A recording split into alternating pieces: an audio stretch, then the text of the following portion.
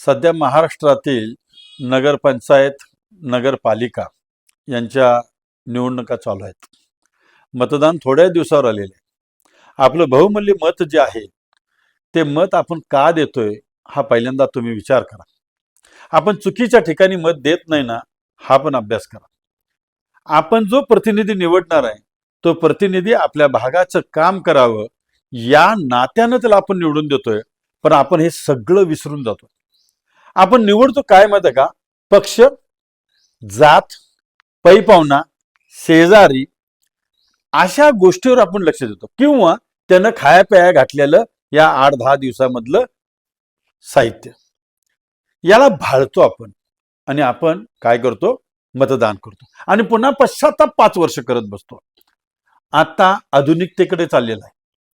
ही सगळी यंत्रणा आधुनिकतेकडे चाललेली आहे. पेपरलेस व्हायला लागलेला आहे.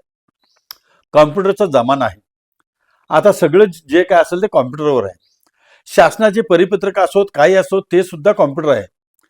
त्यामुळं आपला उमेदवार कसा उच्च शिक्षित असेल, अभ्यासू असेल, आणि त्याची खरी मानसिकता ही अशी असणं गरजेचे आहे की तो सामाजिक काम करेल.